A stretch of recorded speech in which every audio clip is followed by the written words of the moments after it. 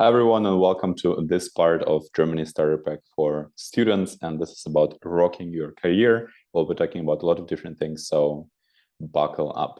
Let me make my face a bit smaller. Yes, your host, you probably saw me already in some other videos. My name is Mika. I'm currently DEGIS National President, so leading the whole organization. I'm originally from Belarus, live in Germany since 2012, and you can connect with me on LinkedIn or on Instagram using the credentials. Just about my career here in Germany so far, at least. I came to Germany in 2012, 2013. I started studying in the university as you're studying now, most probably. And I started studying anthropology and theory science. So, not exactly the subjects where you think like, oh, wow, this person will earn a ton of money and have an awesome career, right? Not stereotypically at least, we usually think this about engineers and IT or, I don't know, international business. So I had no working experience except from working as a waiter in a nightclub, and very low soft skill level. I couldn't properly talk in public, couldn't really properly communicate. My German was good, it was C1, but still not enough for a career in Germany back then, I believe. And in those years during my studies mostly, I came to become a CEO and president of the biggest youth-run organization in the world, in Germany specifically, which is ISEC. We'll talk a little bit later about it. And also currently now, after my studies, I'm CEO and president of the biggest association for international students in Germany, DEGIS, which you already know, and by which this course is done. So there was a big development for myself, coming from having nothing in terms of soft skills. My CV was a waiter in a nightclub, which isn't I mean, you learn some good skills, but it's not something huge with which every company wants to have you, right?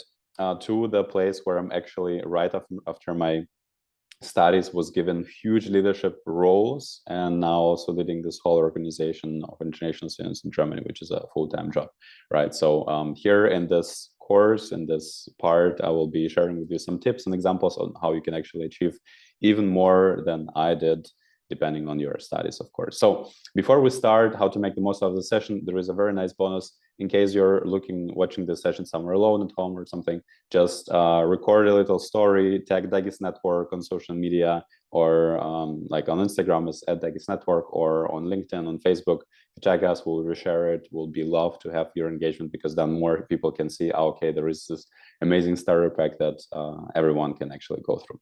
Apart from that, as in other sessions, take notes, screenshots, create a to-do list, pause and think of the answers to the questions in case there will be some questions in the future. What we'll be learning from this model? First of all, understanding your goals. So where do you want to be? There is the saying, even if you have the best GPS in the world, if you don't know where it has to bring you, then it will not really help you. So we'll talk about that. Then we'll be talking about specifics of our career abroad, about legalities, tax things, and so on. Job search process, where to find jobs, how to get the best jobs. Leveling up your value on the market. So how can you use your time in the university to actually make sure that you are one of the best professionals out there right after you graduate. And there was a bonus section with some nice tips for the interviews and for things you can do during your studies to push your career in the future even more, or even to start a business right after your studies. So first, let's start with your self-awareness. What are the things that you need to clarify before you even start thinking what kind of career you want? And the first block is the following: asking yourself, where do you see myself in 5, 10, 20 years, right? From those answers depends what do you have to do during your studies to get there.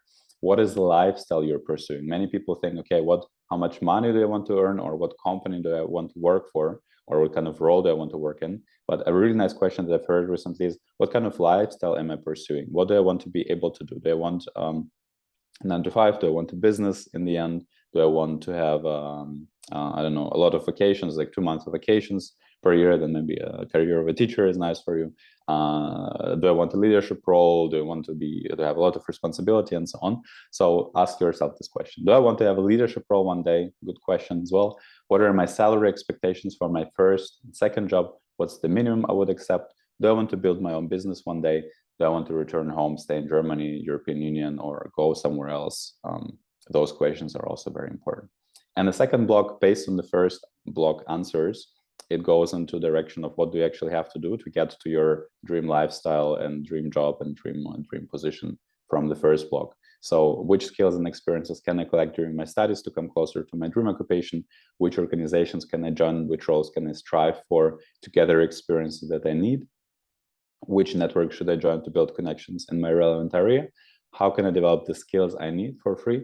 And how can, for free or not for free, how can I set my priorities and timetable to manage it all, right? Because you have your studies, it's already a challenging thing, but then on the side, also doing all those other things is definitely, it's not necessary, but if you do it, you will definitely bring yourself up in your career process. So pause right here, take some time, put some nice reflection music and write those things down. Don't just think about it, really write those things down or screenshot it and do it anytime later. Now let's talk about specifics of building a career in Germany or in generally abroad. First of all, there is a native or in general language benefit. So I would really suggest you to learn the local language. In another course about studying in Germany, about finding friends and becoming a part of the community in Germany, we talked about the opportunities on how to develop your German, Duolingo, YouTube channels, whatever courses, university provides the course. It's really beneficial if you know the German language here in Germany or whatever you're moving to.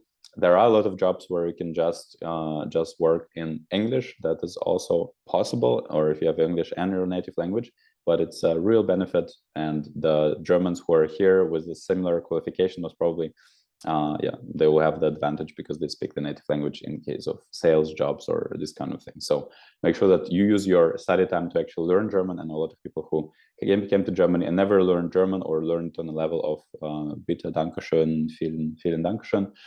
So make sure that you actually put some time in there. Then lack of skilled workers, that is also something that is a huge challenge in Germany. There are a lot of positions, recently I've heard somewhere like around 50% or something, that are not filled because there are not enough qualified workers. So it's not that you will have to fight a lot for jobs. You definitely need, like for really good jobs, you have to fight, but there are a lot of free jobs that you will be able to get. Don't take it as, okay, I will chill down and I don't have to do anything to develop myself in the studies. If you want a great career, you still need to do that. But just for you to know, it's not like there are no chances to get jobs here. Then different working and recruiting process culture. I would really suggest to get the career coaching. When I was getting my first job, I was getting a career coaching, and also when I was negotiating the raise and so on, I was talking with a career coach. So just Google for it. There are also some companies that are providing it for free. Like Intap, they're doing career coaching and CV coaching and so on, one of our partners. So definitely do that because the process is really different and you might expect something from your country and here it might be completely different. So make sure that you know all the specifics, Google some other articles. We'll go a little bit deeper here into it, but not as deep as you need for a job. Then visa and residence permit specifics, make sure that you always know what's happening and what are the things that you need to be aware of to not lose your visa, not to get the right job, what is allowed, what is not allowed. Like, for example, you cannot, after your studies, after the 18-month pass for job search, you cannot just start working at a mini job again, these kind of things. Then you need to stand out from the crowd. This is a summary of all the things that I've said before. If you want to get a really cool job, you need some cool stuff on your CV, right? And it's not just about having something on your CV, but really those experiences make you a different person in terms of your soft skills, in terms of how you present yourself, in terms of your charisma. I really do a lot of interviews here in my current job with presidents for DEGIS locally, but also for employees that are applying for paid positions, and really see a huge difference in different applicants, different vibe, different charisma, different level of confidence. So those things not only look nice on your CV, but actually they bring you forward as a human being, as a professional.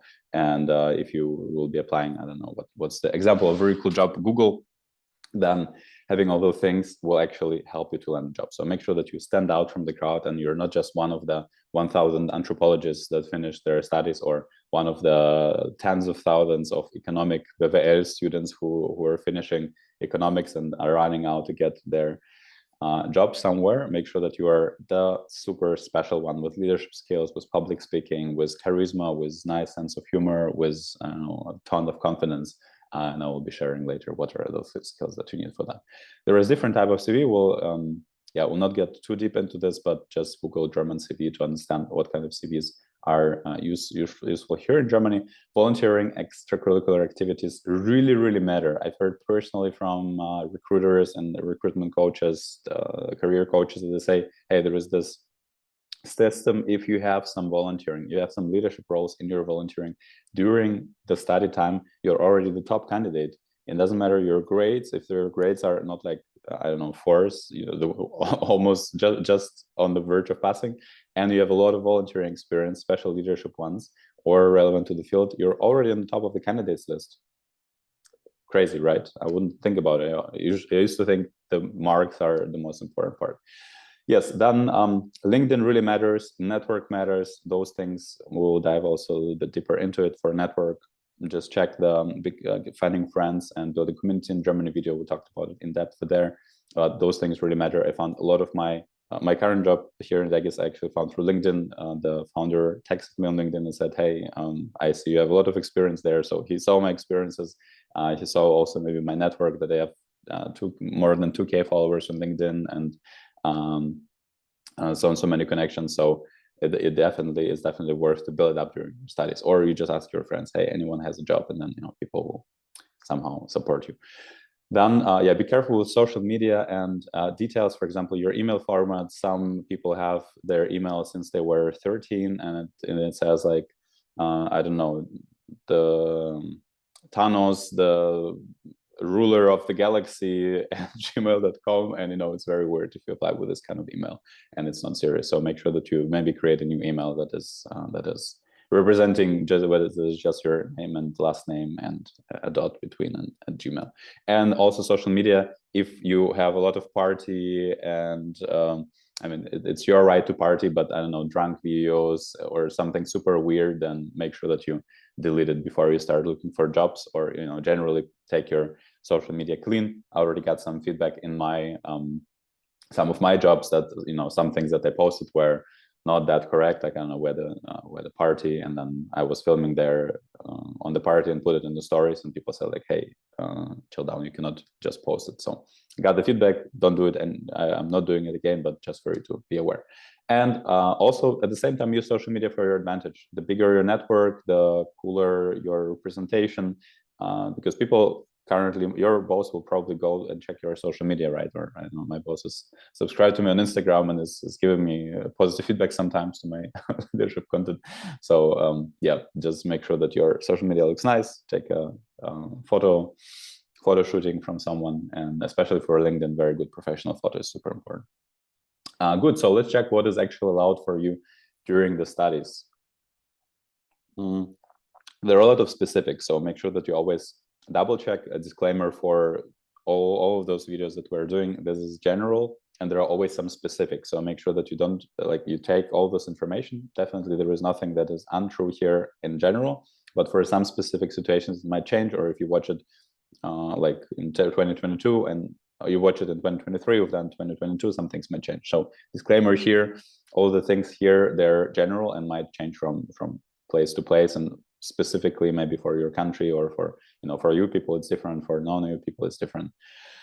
Yeah, for some specific countries might also be different, so make sure that you check it out. Yeah, for a working student, you can work 20 hours per week. For a mini job, 10 hours per week. You can also do an internship. If it's mandatory, it can be unpaid, so your company is not required to pay you, but you can still make a contract there for, you know, minimal insurance and so on. In general, you're allowed to work 120 full days per year, or 240 half days per year. And there is an interesting thing: your HIVI jobs, university jobs, like here's Wissenschaftler, are unlimited. So if you work for the university, most probably this limit of hours is not applying, but the tax things are still applying. Then one very painful thing: freelance is theoretically possible, but needs to be approved by foreigner's office. And usually they approve it only if there is a pressing need in Germany, or sometimes in connection with your studies. So I have a friend who is doing who's studying something with social media, and she got the allowance to actually, you know, do freelance with social media, support people with social media. So yeah, it might be possible, but you're not allowed just to go to like Finanzamt, get your allowance for freelance and so on. That might cause some problems in the future when you will want to change your visa. So make sure that you're careful with that. Yes. Knowing your rights as an employee is super important. First of all, ask your benefits when you're applying for the thing. For example, we at DEGIS, we have €200 yearly education budget. So if you educate yourself on Udemy or whatever courses, you get this budget free. Imagine your salary, if you do a mini job, is €400 per month, but you get €200 per year for your education. That's cool, right? So ask, hey, what are the bonuses that I can actually get? Like intermittent activities, maybe free lunches, cafe, restaurant bill refunds, internet bill support, as we get here at DEGIS, for example, we get like €20 monthly for internet. Sometimes it's laptop provided. So just ask in the process already, hey, are there any kind of benefits? More like in the later part of the interview. But yeah, just make sure that you ask for that. Then something that is not typical for all the countries, weekends off. So you can just communicate one point, hey, it's really important for me that my weekends are off if it's normal job during the week. Obviously, if you work on the weekends, that it's not the case, but yeah, just make sure that you clarify that. There are also bonuses for working on big holidays. Sometimes you work in the hospitality industry, Christmas or something like that. I know as a waiter, then or in a hotel, you might get a higher pay per hour. So make sure that you clarify that and inquire about possible bonuses during the final hiring process. So maybe if there are some kind of key performance indicators, specific numbers that you achieve in your work, performance-based, not performance-based, ask like, hey, can we arrange a bonus if I perform super well that I get some more money? That's possible to ask, and it's not weird. Yes, then after your studies, you get 18 months of job seeker visa. And this visa, you're almost like German, you just cannot vote. You can take any kind of jobs related to your studies, non-related to your studies. You can open a business. That's completely up to you. Important that after 18 months, this status will change to job bound or business bound. And this job has to be actually in your area of studies. You cannot just start working at McDonald's at a counter or become a cook if you've studied economics. That's not how it works. If your business is able to provide you, then it's awesome. Then you can open a business visa. It's usually a little bit more hard to do it with business visa if you're just if your business is just starting. So from my personal experience, I would suggest you to start a job, and then while you're having a job that is connected to your studies with minimum, that's also important. There is this minimum amount, usually depending on the area you're working in, but approximately it's 2.5K, or it used to be at least like a couple of years ago. So just make sure that you also check with the Ausländerbehörde, with the migration office, hey, what is the minimum right now? You can also check it on the internet. It depends on your age and so on. The older you get, the more you have to pay for the pension system, right? But make sure that you're actually clear about it. Sometimes if they will reject your visa for the job application, like you got the job and you give it to them after those 18 months, or ideally before those 18 months, much before, saying like, hey, I have this job, please give me a working visa. And they reject it. They might say it doesn't fit to your studies.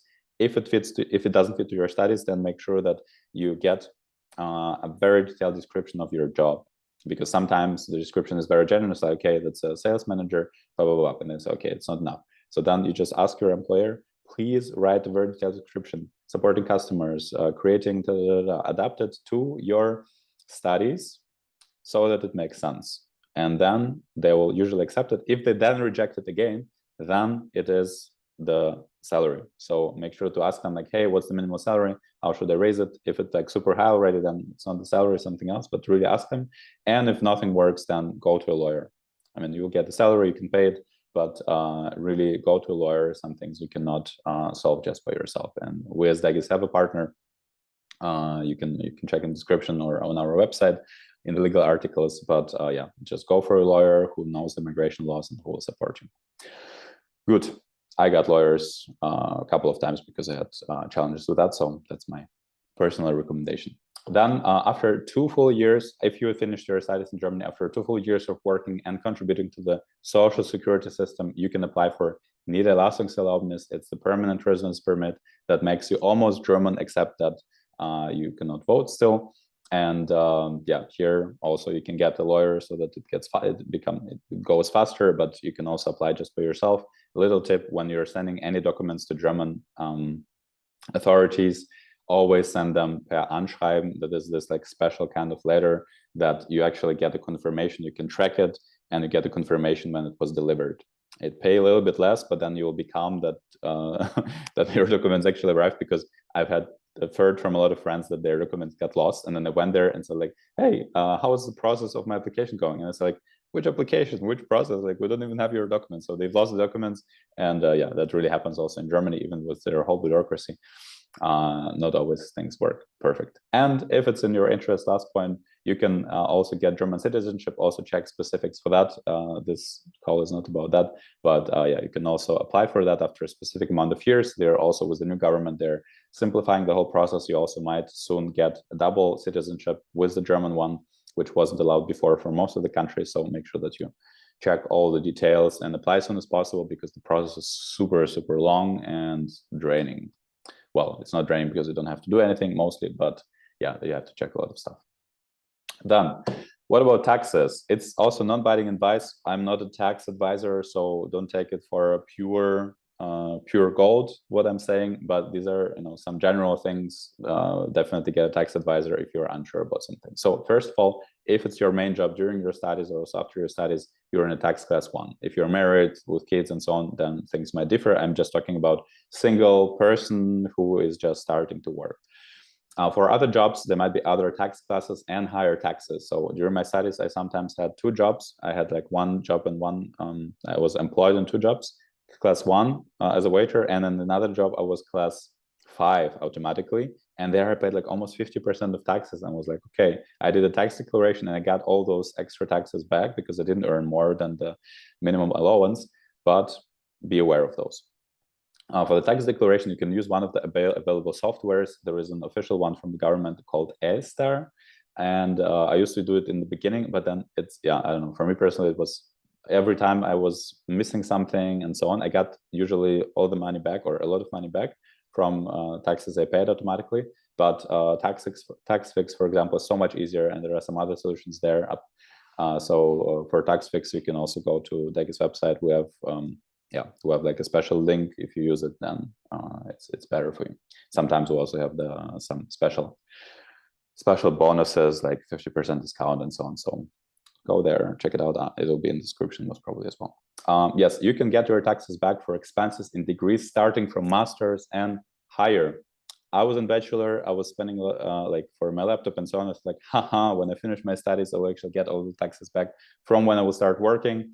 And then right when I finished bachelor's, they stopped it. They said, okay, now it's only for master's. And I was like, oh, very disappointing. And sad. I've lost like thousands of euros most probably. But yeah, here I am sharing this with you, starting from master's and higher. So master, PhD, all the upper things. When you're kind of like getting the 2nd degree already, then they support it. And if you, for example, buy a laptop, it's called Werbekosten. So you're like, I don't know how to translate it exactly, but like marketing costs that you put into your education to become a better professional, to earn more, to pay more taxes, right? That's the sense behind it. And then you can get the money for a laptop from your taxes later on, for example. So you have to pay 1,000 euro taxes in the next year. I don't know exactly how that works, but imagine, and then you paid 1,000 for the laptop. So you get this 1,000 down from your whole salary, let's say, and then you just pay taxes on what's left, so it's less. Don't catch me on that. I don't know how that works for sure from inside, but the general logic, you understood it. Yes, we suggest you really to visit the webinar on getting tax reimbursement by, for example, there was like Uniwunder, there was Horbach, there was MLP. They're organizing those things also in English sometimes, so just check them.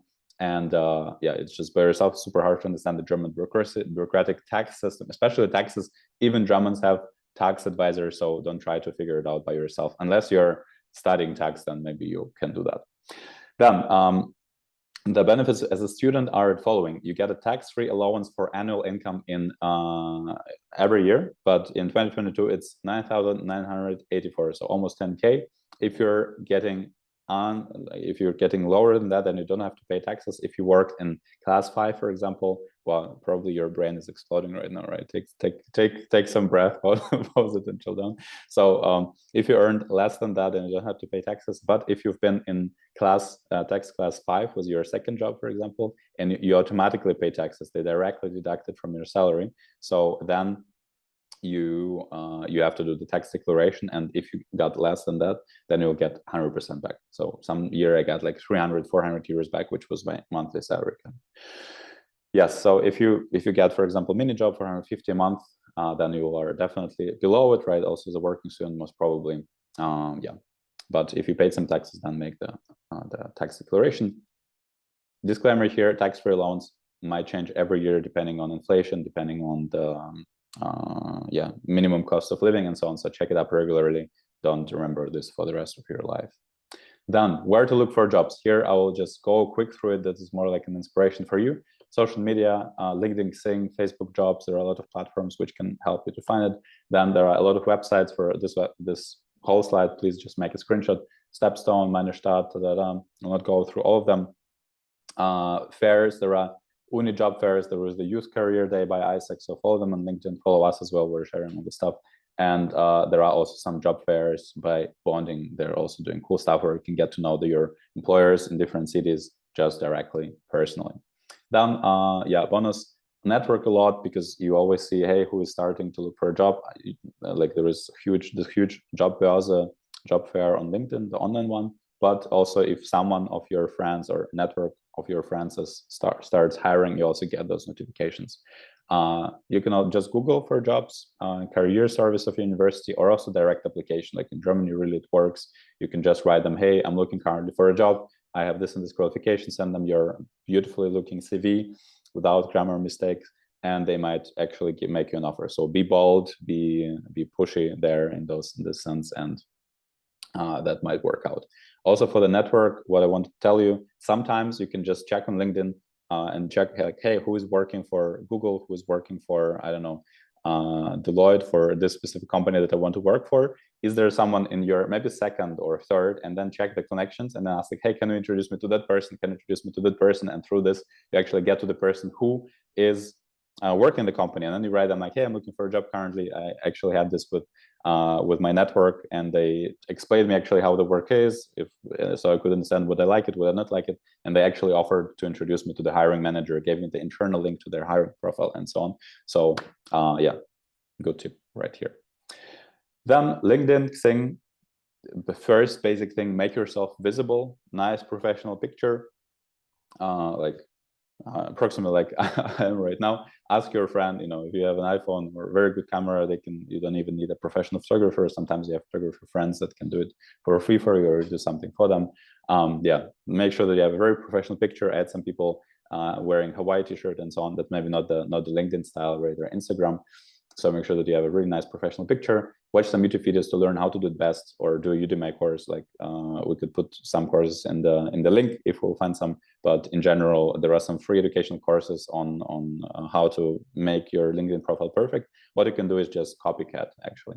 So analyze top profiles and adapt yours accordingly. You can check my profile that was approved, let's say, by LinkedIn coach, LinkedIn expert, and a friend of mine. So he helped me to build it and supported me with feedbacking. So that's pretty much approved by professionals. So check it out and just not copy paste, but the logical copy paste of how it's built. Constantly grow your network. Just connect to people from your university. When you meet someone, say like, hey, let's connect on LinkedIn. That's super easy, and people usually just accept it. So yeah, don't be like super picky on LinkedIn. I would suggest it's not Instagram where your engagement falls if you have friends and followers. Showcase your experience as well. In your LinkedIn page, for example, you can just say, hey, I worked in the student organization, or you can write, I work in student organization. I led a team of 20 people. I made sure that KPIs, key performance indicators, grew by 20%. I did this, I did that, I did that. I attended like 20 conferences. I did the trainer. You can describe things in a very different way, and it will be a totally different experience for the employer, for example, reading your page, right? Then get references for soft and hard skills. If you're worked with someone, if you're finishing your job, you've worked with someone maybe back in your country or working right now, say like, hey, could you please just send them the link to your LinkedIn profile and say, hey, please go through my LinkedIn profile, endorse me for things that you feel like you can endorse me for with open mind and without any weird feeling, like public speaking or management, whatever there was a skill, and write a recommendation review. There are those references, and they're super important because you can tell so much about yourself, but references and those reviews, they actually show the people that there are people who generally think you're a good professional. You can check on my profile. There are like, I don't remember, around 10 or 20 recommendations from people I worked with, people I led in different teams before, people I worked with in the same organization, who wrote sincere feedback to my leadership skill, for example. So my current employer was saying, oh, okay, there are so many people who actually find him very cool in what he's doing, right? So directly there is a trust and social proof. And you definitely offer the people to also do it for themselves if you feel like you can endorse them, and do it with people whom you can actually endorse, right? Don't do it for people where you think like, okay, I wouldn't actually endorse them. Yeah, and professional picture and background, I already talked about that. Then let's just very quickly go through it. Every company has some different requirements, but documents for your job application, for sure you will need a CV in German format. Usually if you apply through LinkedIn, you can just upload your CV directly there. Some people actually take LinkedIn as your CV. Collect all the certificates that you can get in DEGIS. In other organizations, you usually can get a certificate if you've actually engaged and did something. So yeah, if you join DEGIS, we can give you some certificates after you've done some work. And yeah, there is also so-called Anschreiben, motivation cover letter. That is also something that you can do. I think many jobs don't require it. In DEGIS, for example, we don't ask for it really, but we ask it in interviews, but some jobs require that. How can you make sure your CV is top-notch? So first of all, read some articles about CV requirements. CV is curriculum vitae, your Lebenslauf, the description of your life, for those who don't know. So just read about requirements in Germany and also generally. It might be different from the country you're coming from. Also US CV and German CV are different, the requirements. Check resources, get a free CV coaching. For example, we have a partner, Intap Network, to do this free CV coaching. They also support people in finding jobs and organizing cool job fairs, so also follow them. Look for free CV check services. For example, Uniwonder used to offer one. Your career service might support in that. There are some courses organized by university, actually, by career service for that. So definitely follow your career service, also in their newsletter. There are also private career coaches. Lebenslauf.com also gives you like a free check. So just Google it, right? Or Instagram it, as people say now. Let someone proofread your CV 3 times, especially if you're writing it in German. Ask a native German to proofread it, because personally, like for example, we have some jobs that require very good German, and then when I read a CV, when there are grammatical mistakes and so on, then I already get a feeling that, okay, if we need this person to write emails constantly in German to universities and so on, it's very hard if there are a lot of mistakes there. So make sure that you ask the person to proofread it around 3 times. Recruiters dream, my assumption, and from what I've heard to recruiters, first of all, student engagement, leadership roles, practical experience, especially in the area you're applying for, skills and so on. Secondly, company fit, being humble, communication being good, nice character, reliable, teamwork, tauglich, in German, teamwork, possible to do a good teamwork with you, creative, and so on. Good social media positioning, so at least neat LinkedIn profile, especially if it's about sales roles or external representation. Make sure that your LinkedIn is on flick. And grades are important only in some fields. I personally don't check grades when I do recruiting myself, but in some it might matter, like, I don't know, maybe law or something.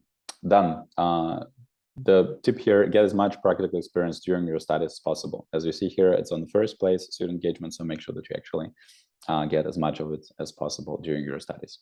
Relevant skills that recruiters will be looking for: practical experience in your field, leadership, management, teamwork, public speaking, communication, intercultural competence, especially when it's an intercultural company, international company, consulting and coaching. Let's see now where you can actually develop those skills. So career and skill development focused English speaking student organizations. So these I'm recommending personally because I was really part of them.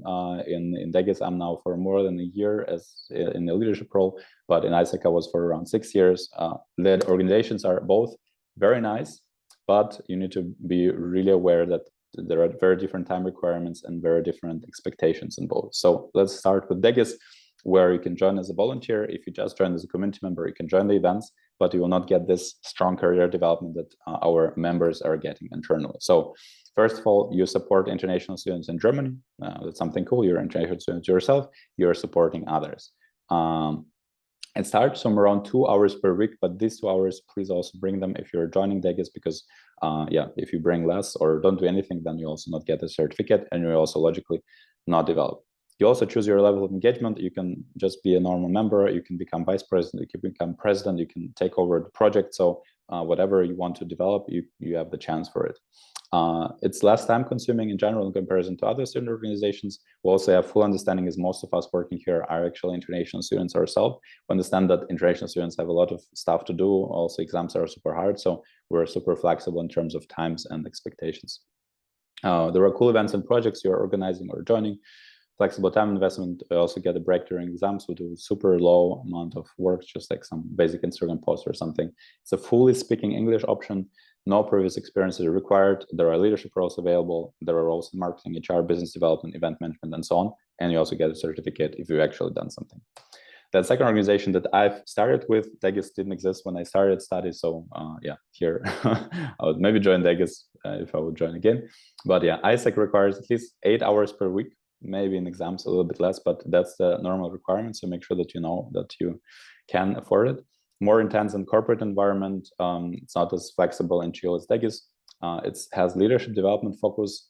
What you're doing there is actually you're facilitating experience abroad for students. So you can go with ISEC for internship or volunteering project abroad. And while you're organizing all of this, there is finance involved, there is marketing involved, there is sales involved, customer management involved, leadership roles involved. So you can imagine this is a huge, similar to DEGIS, is like a huge social startup, huge social enterprise, social entrepreneurship. And you learn a lot on how to lead the NGO, how to lead people, and so on and so on. So you learn a lot.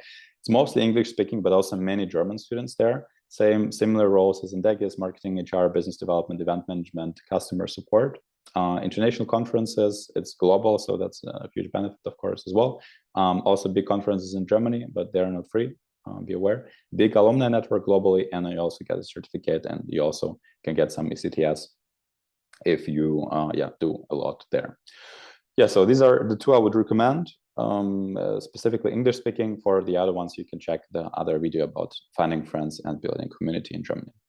Yes, so how to gather experience specific for your field. Approach the career service of your university for sure. Internships in relevant companies, as I talked about before, just apply for them.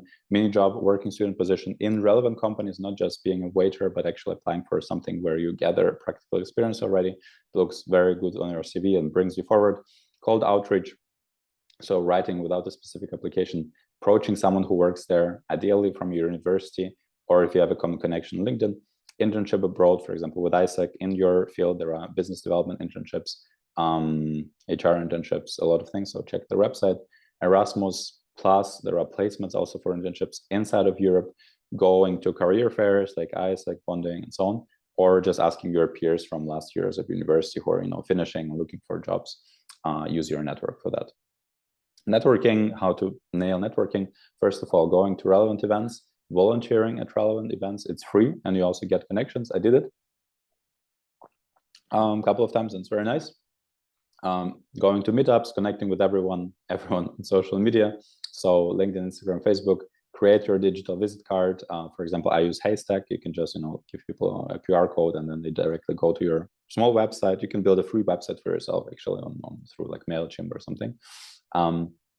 Or Linktree, and bring value and recognition to your network. For example, comment on their LinkedIn post, like their post, and so on. If you engage, the more you connect people with each other, the more people perceive you as a value person. Connect with the alumni networks of your university and organizations, or organizations you volunteered with or did something with. So I'm still connected with my ISEC connections and with people who got to know through DEGIS, and opportunities sometimes open for you as well through that.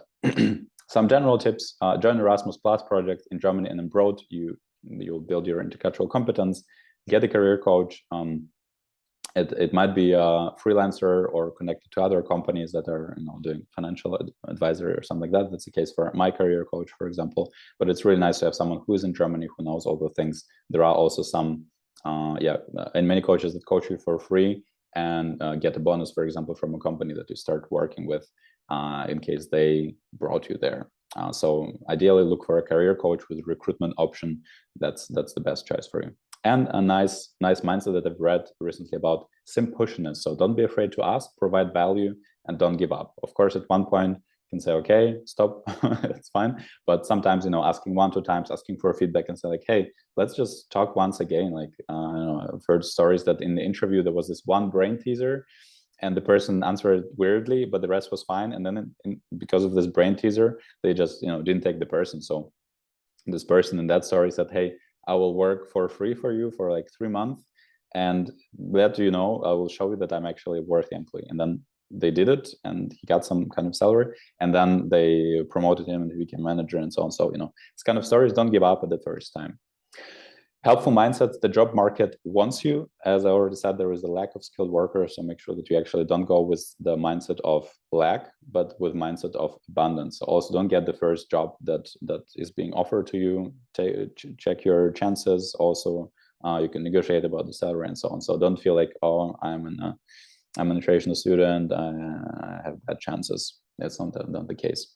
There are also a lot of people there who will gladly help you if you ask. So even if they don't have the job directly, ask all the people, say like, hey, I'm looking for a job currently, do you know someone who might provide me with one? Obviously, if you're at the end of your, you know, trial period, 18 months of after the studies, then like, okay, take any job that you can get. But yeah, if you have the time, start earlier, then don't get the first job. So yeah, ask your network as well. Then asking, super important, asking. If you don't ask, if you ask, it's 50-50 yes or no. If you don't ask, it's 100% no, right? You can also have fun and learn new skills at the same time. For example, in student associations, in ISAC and DEGIS, people are having a lot of fun. They're getting an amazing experience through the events and, you know, connections network that they're being part of. And they are also at the same time learning relevant skills, right? Me, I have a lot of fun in leadership roles, and I'm building my leadership skills while I'm also developing myself personally and having fun and getting to know amazing people. Then invest in yourself, and because it's the best investment you can do. If you have any choice between going for a party and just drinking there and, you know, getting wasted, or you have a chance to invest in yourself, go to this seminar, go to this conference and so on, I think the choice is logical. The party, no, just kidding. Obviously the career events, things that bring you forward, right? Some courses, some are paid on Udemy, like for €10. Invest in yourself. And your network is your net worth. I've said it 100 times. I hope that it sticks with you. Build your network. That's super important. And over deliver. If you get into the job, or even if they give you, you know, a trial month or a week or something, always over deliver. Put your extra mile in there. Put your extra time in there. Obviously, I'm not telling you to, you know, burn out and work tons of extra hours and so on. Keep your life balance, but always over deliver. Don't be like, okay, I just do the exact same, exactly at 6 p.m. I close my laptop and leave the office, right? Good for your mindset, but try to always over deliver on what you promised. Some last tips: ask your international office, ask the career service, ask your fellow students or friends from other cities, maybe they know already something. Ask in the DEGIS national Facebook group. We have this huge group, or local DEGIS Facebook group, like, hey, I'm looking for a job. Also, people are posting jobs there constantly. You can find it at bit.ly/DEGIS network. Subscribe to all of them. Be specific about what you're looking for, so know what you're actually looking for. And join DEGIS Entrepreneurs Club. We'll also be adding the link later on for you to sign up. There you can connect with other people who are looking for co-founders, for international students or migrants who are here in Germany who already founded something, and they're sharing their experiences and so on. Really cool thing to join. Yeah, and bonus for the interviews, what is important? First of all, prepare, research, bring good energy, make sure that you get good sleep before that. Bring your questions also to the company. It's a very bad sign. Okay, it's not a very bad sign, but it's good to bring some kind of questions. Typical questions that you can ask first. What kind of development options are there provided in your company, right? It's not like, how can I get more money, but more like, hey, I want to develop. What are development options? What are the growth options in this role? What is my career? What are my career perspectives in your company? They will be super glad, because you're thinking, you actually want to stay longer in this organization, right? And you see a career, and you want them to provide you with one. Another question is, okay, what are the homework, home office options, other hybrid options? What about like, what about if I go to my home country, can I work couple of weeks from home, right? All those questions are showing them that you're very interested. Another one about climate and organizations, asking like, hey, what's your culture? How do you spend time socially with each other outside of work? Is there something like that? All those questions. What are the main values that you represent in your culture, right? in your company? All those questions you can ask without any back thought, unless you discussed it already before. Yes, you can check the salaries in Stepstone. Glassdoor. Glassdoor is a very nice website to check websites. So there you can actually see what are people in your role getting or in similar jobs. So you can also have your especially when you're just starting after university, get your approximate understanding of that. Clothes, dress for success. There was a saying: make sure that you're not in, I don't know, most probably, I mean, here I can wear whatever below, right? But on the top, at least, I don't know, proper t-shirt or, ironed shirt. So make sure that you look nice in the first call. Even if it's a like chilled startup, it's still nicer to be dressed, overdress. Obviously, if it's like a chilled startup, don't come with a tie or something. But yeah, just nice shirt is always a good choice. And practice, you can practice it with someone else. Sit down with a friend of yours. Just talk. Hey, can you ask me those questions? Like, that's the company. Please support me so that you are not, super randomly coming in without any preparation. Secondly, during the interview, come in with the right mindset. Mindset being, hey, we're here in a friendly conversation. They want to know me. I want to know them. And it's not only me clinging for work, but it actually them also wanting me. So be on the same level with them. Make sure that you have a clear speech. I experienced many people in the interview who start mumbling and they're like, oh, yeah, and I'm like, sorry, what are you saying? So make sure that your speech is clear. You transmit confidence, charisma, presence, bring examples. That's also a good tip that I got from my career coach. Hey, when they ask you like, okay, are you a solution-oriented person? And it's like, yes. Sometimes people ask directly, like, tell us how would you solve this challenge and examples of how you solved it in the past. So here the formula is the following. You say, for example, they say, hey, are you good in public speaking? We need it for our job. And they say like, yes, I would say I'm pretty good in public speaking. In the past, in my role as a president, I had to give a lot of offline presentations in front of up to 500 people on conferences. I did it many times and also got people coming to me after those presentations, giving good feedback and remembering the sessions, even like some month afterwards, sharing it with me. So I'm not afraid of presenting. It's also something where I still want to grow further. Yeah, that's a good answer. Maybe not the perfect one, but it's good because you show the example, show the result, and how you solved it, and you can also sometimes describe your thinking process. I'm talking too much and too fast, my throat starts getting sour. Then after the interview, have the mindset of gratitude, ask for feedback, be still polite. There are some people who get the rejection and say like, yeah, I never wanted this job or something. Imagine those people are actually friends with people who are interviewing you next for another company. So like, oh, don't take this person. So yeah, make sure that you're polite, that you're transparent with them. Don't directly take the offer. You can just check also some other options, right? If there are some better salary options or better feeling, trust your gut. That's also a very important tip.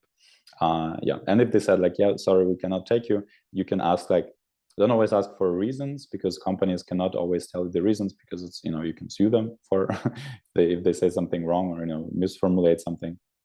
Yeah, by the way, if they reject you because of racist or discriminative reasons or something, we had the situations in DEGIS network that people said like, hey, they told me I cannot take this job because of the color of my skin or something, and we're like, wow. We like one of the members helped this person to find a job in a week or something. But make sure that if something like that happens, you can write to us at DEGIS. We can, we have some students who study law, they can support you in that. So yeah, be aware of that. And ask for feedback. Ask for feedback. So like, hey, what could I do better in next interview? Some will not reply to you. Some have like tons of applicants, but some will actually write you a nice feedback. Then salary negotiation. Research on Glassdoor. Set your wished bar and tolerated bar. Get a training from a career coach, for example. Before I was negotiating the salary for the second time, first I just got the minimum that I asked for, and then second time I was negotiating, and it was helping actually to have this support from the career coach on the side, not at the same right moment. Right mindset, and also make sure about competition, that hey, you have options and you can go for a better paid job if you're underpaid in that one, right? Then last part of the bonus, your side hustle. Some people might think, okay, I don't have so much time by the side of my studies, and I don't know what to do. Some people actually spend a lot of time, for example, on Instagram, on social media. You can actually turn it into money and revenue, maybe not directly, but with time. So writing your blog or vlog, whatever feels more comfortable to you, on LinkedIn, on Instagram, on TikTok, and so on. You can also do barter. For example, you do something for free for someone and they give you free access to courses and so on. I was doing a free internship, and I could participate for free in a program that was costing 2.5k euros for the whole year. So this kind of things you can do also during the time on Instagram. Just start, creating content, providing value. Many people in Germany actually share about their German experience. Look for some influencers in Germany. Here you can also, if you are doing something about vlog, you post some nice things about Germany. You can always tag DEGIS Network or add DEGIS Network as collaborator. If you create some reels or nice posts that are informative, we'll actually accept you as collaborator on Instagram, and you'll be able to get much more reach through your posts actually being featured on our page. You can also write blog for DEGIS. We'll feature you on our blog on the website. Yeah, that's cool because there are no limitations. No one can tell you, hey, your visa doesn't allow you to lead Instagram or something, right? You can write a blog, you can do it regardless of your visa status. You can monetize it later on when you're allowed to. It's passive income, especially on YouTube. If you get this, get very popular on YouTube, you can get paid for views, right? And you can get paid out after you have all the correct visa regulations and so on. And you can do business out of it, right? If you start a business, you already have a page, you already can sell your product through the followership that you have. Yeah, that was a long long session. My throat burns. Thank you for watching. I hope you got a lot of information from it. Feel free to share your nuggets, your understanding vegan nuggets, of course, your learnings on social media, on Instagram. We'll be glad to share your insights also on our social media as DEGIS. If you have any questions, just write them down under this YouTube video or send us an email at hello@degis.info. Yeah, hope you took a lot out of it, and you can follow me on LinkedIn. I will follow you back so that you can start growing your network here in Germany. Yes, that was Germany Starter Pack for students, rocking your career in Germany part. See you in other videos. Bye-bye.